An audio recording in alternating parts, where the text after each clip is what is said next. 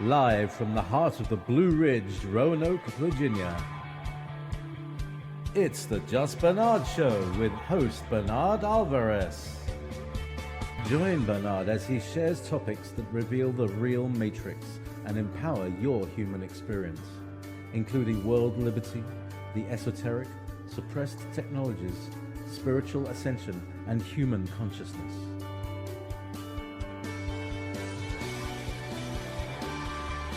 Humanity has awakened, and our time has come to realize our full potential.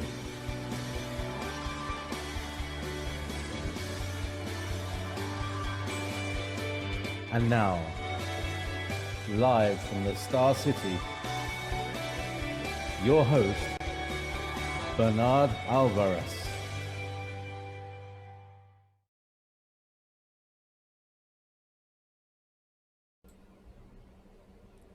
Well, hello everyone, and welcome to the Just Bernard Show here on Facebook Live, as well as YouTube and across many social media platforms. I'm so glad you're joining me today. Today we're going to be discussing a topic that is near and dear to my heart. We're going to be talking about ritual magic, ceremonial magic, and a lot of other topics dealing with your own personal practice. A lot of these are going to be topics that you have sent to me that you'd like me to go a little bit deeper into as well. If we have time, if you post your questions in the comments during the live show, I will do my best to answer them. So why did I pick this particular topic? Well, as many of you may or may not know, I am a faculty member of the Gray School of Wizardry in the Department of Ceremonial Magic. And I thought this would be a great opportunity for you to know why I was assigned to that particular department and why this means so much to me as far as the practice of ritual magic and ceremonial magic. Those of you that do know me know that, or those of you who have practiced with me, I should say, know that I love ritual. I find the headspace and the pageantry and the beauty of ritual to be more of my, how do I say it, what I align with when it comes to my spiritual practice. I feel that because of the ritual, it's easier for me to alter my state of consciousness in order to focus on that particular outcome that I am intending to bring about, whether it be within myself, within my life, or the world around me.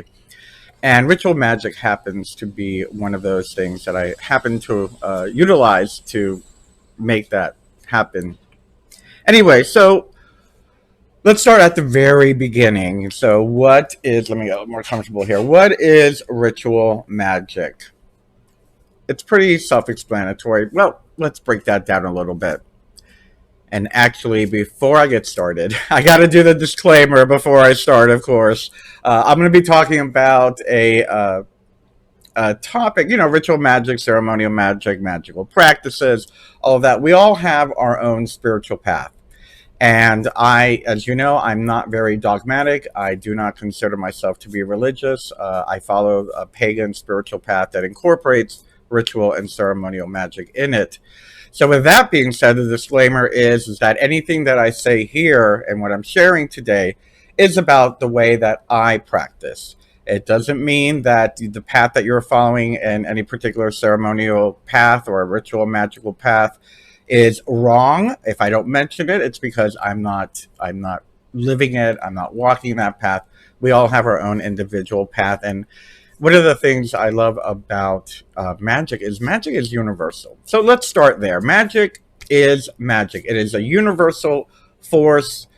It is within all things. Some of us will call it energy. Everything has energy, right? Our thoughts have energy. Our words, our magical trees, plants, the earth, everything has energy. Everything is made of energy. We've all seen, well, many of us, if you haven't yet, have seen What the Bleep. Everything is made of energy. If you know anything about quantum physics, everything is energy. So magic directs, utilizing our will, it directs that energy to a desired outcome. Now that's magic. I'm not going to go too much into the difference between white magic, gray magic, and black magic. If you know me, I am all about harm none, do what you will. So to me, magic is neither white nor gray nor black, and it depends on what you put into it. Just like a computer. A computer can do good things or it can do bad things. A robot can do good things. A robot can do bad things. Magic is the same thing. What is your intention behind it? So ritual magic is the art of utilizing ritual in order to perform your magic. For me, it is it's very similar, for me, very similar to what ceremonial magic is. Ceremonial magic is exactly that, performing a ceremony in order to achieve a magical outcome. Now, a lot of people have a tendency to think of ceremonial magic as Kabbalistic magic or Thelemic magic or OTO magic, but there is pagan ceremonial magic. There is Celtic ceremonial magic. Any type of tradition or whatnot can be overlaid in front of the title of ceremonial magic. We can call shamanism a certain type of ceremonial magic. It is not exclusive to the Abrahamic Kabbalistic religious or dogmatic definition of what it is, of what that is versus what ceremonial magic is. Now, with that being said, I have been lucky enough to have studied with some great teachers. I've gone through some major initiations through many, many initiations, and very major for me personally throughout my training. So while you are going through your training, I do believe it's important to stick to the core material. If you are training an initiation, going to say that twice. If you are training to be initiated in the Golden Dawn tradition, it's important to stick to the core structure of the Golden Dawn tradition. If you are training to be initiated into shamanic practices, it's important to stick to the core of that. Master it before you start mixing different ingredients. This was something that was told to me very, very, very early on in my training in my early 20s, and it really stuck with me because if you all know me, I'm very rebellious. I have my own mind, and I want, I know what's right for me and whatnot, and that's very important, and that's a great quality to have. But while you are going through the training, do not sway from what your teacher is teaching you or through the practices that you were being asked to perform. Don't divert from that until you master it. Once you've mastered that particular tradition, or once you've mastered that particular system, then you have a foundation. And when you have a nice, strong foundation, then you can go ahead and start mixing different ingredients. At my age and after all the years of my practice, yes, I feel like a chef in the kitchen. I can pick a little bit of shamanism, a little bit of Celtic, a little bit of Kabbalistic, and I will create and write my own ritual in case you have never done a ritual with me. But I do them very publicly on here on Facebook and YouTube and throughout my website. So you'll see that I really don't stick to one particular tradition. But again, while you're training, stick to the core principles and build your strong foundation. So why do I do ritual magic? Why would anyone want to do ritual magic? Me personally, I was raised as a Catholic, and I just loved the ceremony. I loved the smell of the incense. I loved the robes. I loved the bells and all, the pageantry of it. That's what drew it to me. For me, ritual magic and or ceremonial magic it has a stronger sense of, how can I say that? It has a stronger way of altering my state of consciousness. ceremonial magic and ritual magic are usually a little longer than your average, working or your average spell. A lot of thought goes into creating that ritual or creating that ceremony. A lot of thought and time and energy go into creating the sacred space, creating, the imagery and the symbolism and the training that goes behind the imagery and the symbolism and the tools. And we're going to talk all about that today as we progress in this talk. But so for me, I find that it's much more disciplined as far as focus. It gives me a greater opportunity to dive deeper into the focus in order to release that energy at the end, so to speak. So why do ritual magic? It's a little bit stronger. I feel it's stronger, but that's just my preference. Other people might do a little wham bam, thank you ma'am spell, and it works for them. For me, I get a quicker return on my investment, if that makes sense. Now, in the image that I shared around today about today's discussion on ritual magic, I talked about, it says in there, discussing the great work. And this has been a term. So a lot of people asked, and somebody did ask after I posted that, what is the great work? That's a term that I don't take lightly, and it's one that I do throw around a lot because it is my major practice. Why I do ritual magic, why I do ceremonial magic is for the great work. So to define the great work is the transcending of the self. It was in the image that I posted earlier today or yesterday. It is a transcendence of self. So what is the transcendence of self?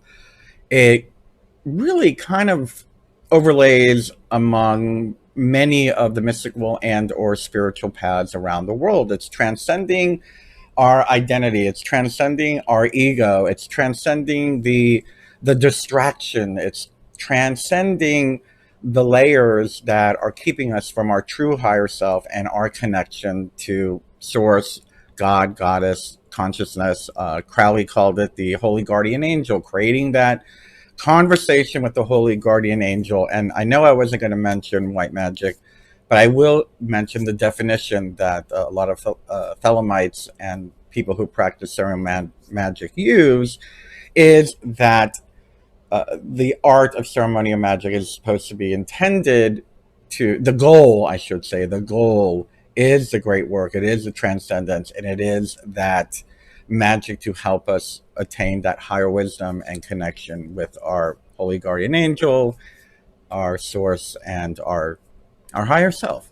So that means a lot to me, and that is probably my main practice when I'm doing my daily rituals, when I'm doing somewhere within the seasonal ceremony that I do. There is some great work in that. Somewhere within any ceremony I do, whether it's a full moon or a Sabbath or whatnot, there will be some aspect of that ritual will call into play that deepening of the connection with the higher self and our source consciousness, holy guardian angel communication, deepening our intuitive connection with universe. So that is what the great work is. The great work is transcending the little s self, transcendence of self, little s, in order to gain knowledge from our true higher self, capital S, ELF.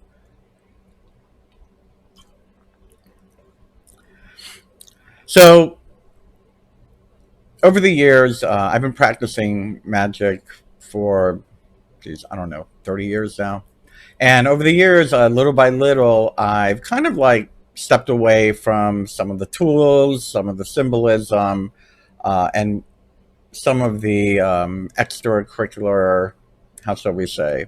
I might use my atame and my staff, and that's probably about it. But when I first started, the magical group that we had in South Florida, we had the sword, we had the the wand. We had an altar at every quarter with the symbols of that particular element at every quarter. We had an altar for the goddess. We had an altar for the god. We had the main altar in the middle, to the working altar. We had pillars, symbolizing the two pillars of the Kabbalistic tradition. So there was a lot of symbolism involved. And over the years, I've recalled I utilized my recollection of the energy and the vibration of all of those things when I am doing my working nowadays. Now, it's basically I use my atame, I use my cords. Yes, I do don on a robe. And yes, we do call the elements and utilize the symbol of the censer and the staff and the salt and whatnot, depending on what element we're working with. But the question was, why is it important? Why are tools and symbols important? Tools and symbols are important because they speak the language of energy. What does that mean? Great example. Okay, great example. This symbol is a symbol of the flower of life. Flower of life is one of those sacred geometry images and symbols. But for me, and again, it's what does it feel to you? To me, this is the beginning of life. This is a part of the formula of the creation of all life forms on Earth.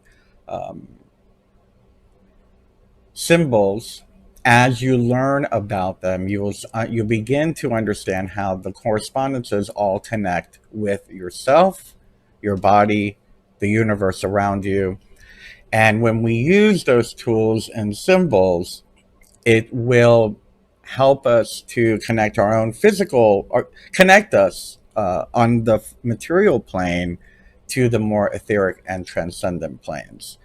For example, when I used to pick up my fire wand to invoke the element fire, or to call the guardians of, what were we using? Fire was the south. Yeah, it's the south. I've changed it in my own personal practices. When we were invoking the watchtowers and the elements of the south, picking up that red phallic wand with all the symbols on it, it really connected me from a deeper level versus just saying, oh, I call upon the element of fire, without holding anything, without embodying that vibration. For example, I can go into a whole show about just symbolism and whatnot, and maybe I will in the future, so I'll try to keep this brief. If you're wearing, for example, you're doing fire, if you're wearing the color red, if you're wearing a ruby ring, if you're wearing a red robe, if you're holding that red wand, you're going to feel fire. You're going to transcend yourself and connect with the energy of that particular element, of that particular quarter, and that particular watchtower while you're doing that, versus just reading words off of a script.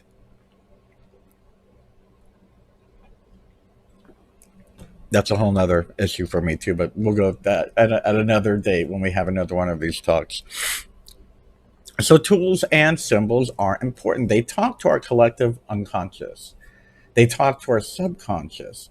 And as we learn the meaning of every tool, as we learn the meaning of the sword, the atame, the fire wand, or the regular wand, or the besom, or the staff, or the pentagram, or the Alvarez, or whatever the symbol may be, because every tool is symbolic of something. As we learn about them, it awakens something within our own innate collective subconscious and unconscious, as well as our going into our subconscious, so that we may call that up as needed at that particular moment. Tools for me it's important at the beginning that tools for me are handmade. When I first got involved in Golden Dawn tradition, we created all of our own tools. Our group workshops to create our pentacles, and we painted them. And I have horrible handwriting, so I had my friend do some of the symbols for me in the group, though. But we created our own pentacles. We created our own wands. We created our own robes. We cut our own robes out. So you're infusing your energy into the creation of that tool. And I'm going to get to why that's important in the beginning for a reason. As you create your own tool and infuse your energy into it, it becomes you. But what you? Let's bring it back now. Let's go out of that sacred circle. Let's go out of your coven, magical order self and into your day-to-day waking consciousness. Day-to-day, you get up, you go to work, you brush your teeth, whatever it is, right? You have your daily waking consciousness. You have your job persona, your job image. You have your family persona, your family image and identity and whatnot. It is very important, especially at the beginning, to have something that will help you create your magical persona. Who is your magical persona?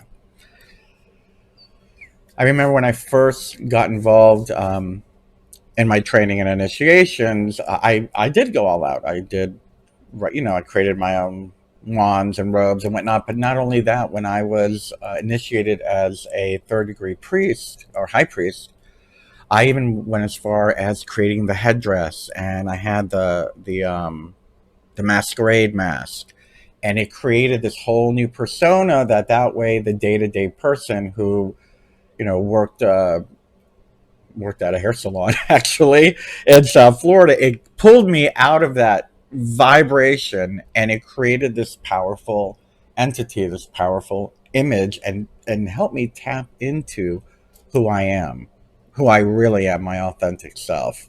The same thing goes with names, and we'll get into that at a later date. But so yes, it's important to kind of create your own tools in the beginning, create your own robes, so you know how to make them and infuse them until you feel very, very proficient at cleansing bought tools. I'm going to be answering someone else's question as I talk about this. Why is it important to cleanse someone else's tools? Someone had written me recently about having issues with a bought tool. I'm not going to get into what it was because I don't want to give your preconceived notions about any particular tool to fall into this, but they were having issues with a bought tool, and they were getting, they felt like there were entities around, or they were being psychically attacked or whatnot. And it's happened to me. Actually, I'll share with you my personal story. I remember when I first started, I might have been maybe only like second degree at that time. And somebody had found a box off the side of the road. They found a box of all these magical tools. I'm like, wow, that's pretty interesting. A giant crystal, an atome, a cord, and maybe some other items. And I was like, they're like, do you want them? And I'm like, oh my God, goddess bless. I got a gift from the gods. I was looking for one of these or whatnot. And within 2 or 3 weeks, I started having these horrible nightmares, this horrible experience started happening to me. And I'm like, you know what? I think they dumped them on the side of a road, out of the road for a reason. I did not know exactly how to cleanse. Yeah, I sprayed it with salt water or whatnot. But when you're dealing with tools that someone else has been using, and from what I understand, the person who wrote me, perhaps these people were using it. Somebody else was using it. When you're dealing with tools that somebody else is using, their vibrational impression is going to be on it. Remember, energy does have memory. We talk about karma or, the rule of 3 or whatnot, but everything that goes out comes back. And that includes tools, and that also includes land. And again, that's a whole nother thing. We spoke about that with Beverly, the crystal crone. And we were talking about how crystals in the earth can hold on to memory. But other than that, tools do have impressions upon them. And it's important that you learn how to get rid of those energetic impressions by neutralizing and clearing all the energy. Yes, physically cleansing is important. You can use energy if you're a good energy worker to, I don't know, I give my tools Reiki. Even if I buy them brand new. But then again, remember, even if they're bought brand new, they were made somewhere. And you don't know if it was made in some Chinese sweatshop or, what mood they were in when they were creating your, building your, making your jewelry or whatnot. You never know what energy is being infused into that. So it is important to cleanse your tools correctly. And I'm sorry, that's a whole nother class. I don't have enough time to go into that today. But I will say the safest bet is to bury them from full moon to full moon. Wrap them in a cloth, dig a hole on the night of the full moon, wrap them in a cloth, stick them in the hole, and let the earth absorb all of the energy with the intention of doing just that, to neutralize, not cleansing. You're just neutralizing all the energy because it's always going to have some form of energy, but you want to neutralize it. Okay, let's move on. Oh, actually, that was the next question. Here's a good one, actually. I have a friend of mine who's getting very involved in the practice of ceremonial magic. And I told them, as I will tell most of you, is to pick up the Grey Council's very own Donald Michael Craig's Modern Magic book. I think it's one of the best primers on ceremonial magic. Yes, it leans toward Kabbalistic and Golden Dawn type magic, and it is systemically very Abrahamic. However, it's filled with tons of information that will create a good foundation. Anyway, so as someone had asked me, because they were getting involved in it, they wanted to know what the LBRP, the Lesser Banishing Ritual of the Pentagram, what is it? And this works out perfect timing with us talking about cleansing and whatnot. When do we use the LBRP, and why do we use the LBRP? In the book by Donald Michael Craig, he suggests to do it prior to every magical working. The Lesser Banishing Ritual of the Pentagram is a very, very powerful neutralizer of energy. It doesn't just, listen to me here. It doesn't just remove negative energy. It removes everything. It's the Lysol disinfectant of cleansing space. So you have to remember that if you're using this in an area where, let's say it's your daily altar and you've created a relationship with a particular deity or elemental on that altar, and you're going to use the LBRP around it, you're going to really zap all that energy away. It sanitizes. And don't get me wrong, you want sanitary when you're doing high magical workings within your high magic temple.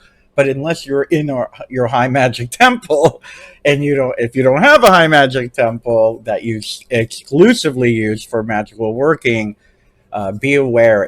I call it the exorcism of the home. You exorcise everything. You get rid of everything, good and bad. It's a great ceremony. It's a great ritual to know. And actually, I think it's fundamental for everyone to be able to practice it. But again, practice it. Be aware of what's in the room that you're practicing it in, and remove anything from the room, like any crystals or any images of deities or anything that you've already infused with energy. Okay, and let's see. I think I went into that. What's the difference between ritual magic and a spell? Actually, I want to go a little bit deeper into that. Why is ritual magic, I don't want to say better, different? For me, a spell is what we do when we're doing these intention meditations. A spell is you're going into for me, I call it a simple altered state of consciousness.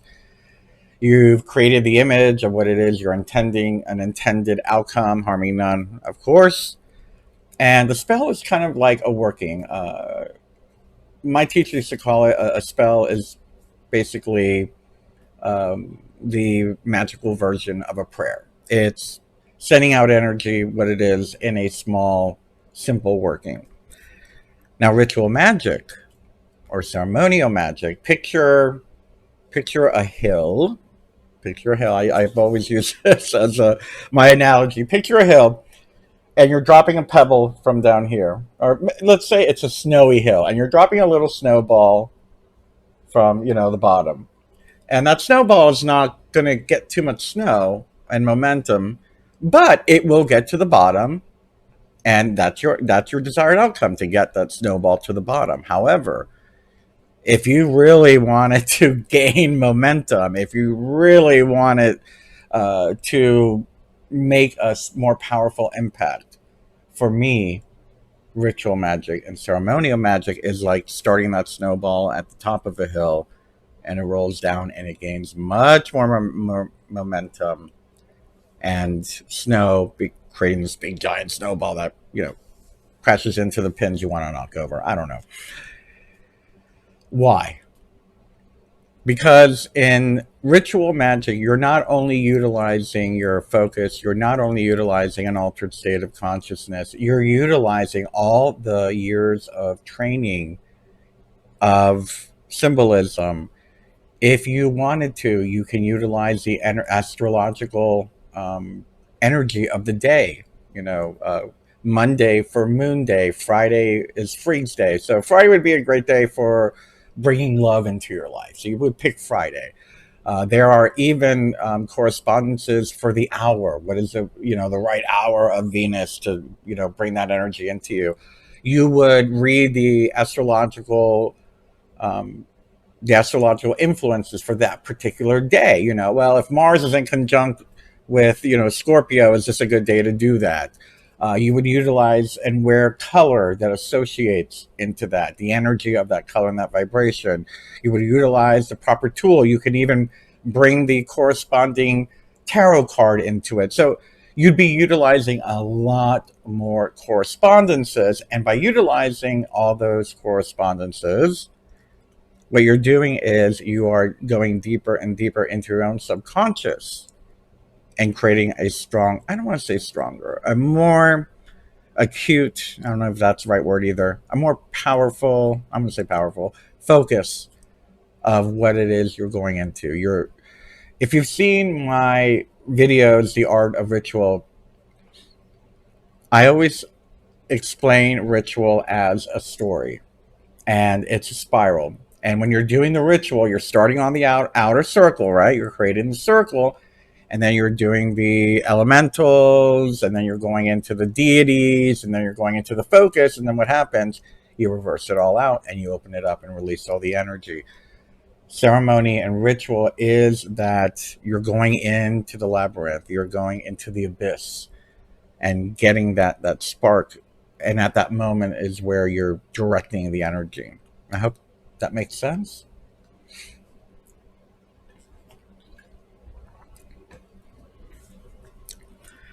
So, I mentioned it earlier before, and I think I explained. Someone just asked, "Do you believe in the Abrahamic God?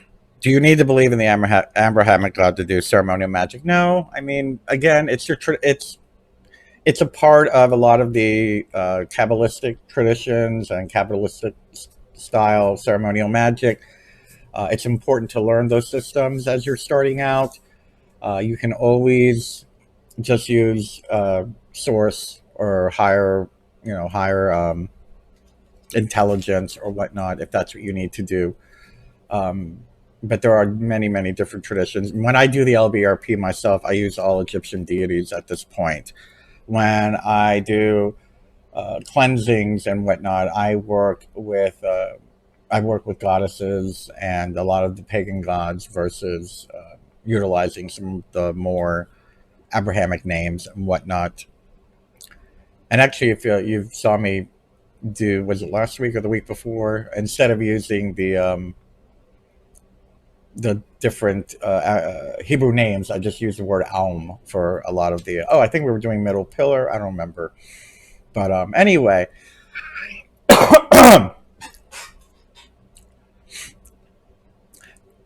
I'm noticing a comment here that I do want to comment on. Someone suggested having a body and spirit free of alcohol and drugs in order to be able to attain full ability.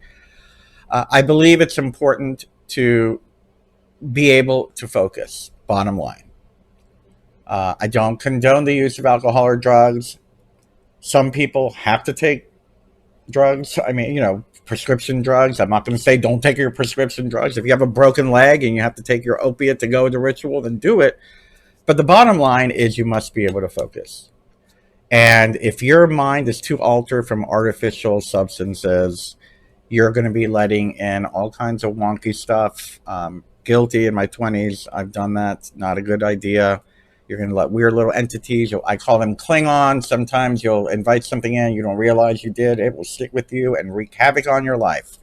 So yes, the important part, it's not a matter of drugs and alcohol. It's a matter of maintaining focus and having the ability to alter your state of consciousness at will versus having the drug or alcohol do it for you. And I feel that's the most important thing. That was the first thing my shamanic teacher taught me, was the goal is to alter your state of consciousness at will, and learning the tools to be able to do that. Anyway, we're way over time. Anyway, I just want to thank you all. If I did not get to your questions, I will save them for next time. Absolutely. I think it would be really great. And I think that I love, this is one of my favorite topics. So I'm going to go ahead and say it again. If you would like to learn more about ceremonial magic, or for that matter, if you would like a more structured way of learning wizardry, magic, paganism, whatever, magic, all in general, please go to the Gray School of Wizardry at grayschool.com. We got a brand new website in the front there. There's so much. It is a huge entity with a Second Life properties and whatnot, where you can hang out. There's forums. There's a Facebook group that you can join here. I'll post that as well in the comments. And they do offer a Journeyman Wizard certificate once you've completed all the requirements. There is a goal. There's over 200 classes, and I am in the ceremonial magic department. If you go there, my name in that is still my initiate name, Odin. So you can look at the classes that are being taught by Odin, O-D-E-N. That was my pagan initiation name. We're going to change that on there hopefully soon. But anyway, as well, you do know that I do one-on-one as well. You can go to my website and create a one-on-one appointment with me. Students, of course, of the school are completely, will always have email correspondence with me no matter what. Anyway, next week, we'll see. I haven't decided what we want to talk about. When I say we, me and my guides, I don't know what we're going to be talking about. But I wish you all a very magical week ahead. And I hope that this answered some of your questions. And I look forward to seeing you then. Bye-bye.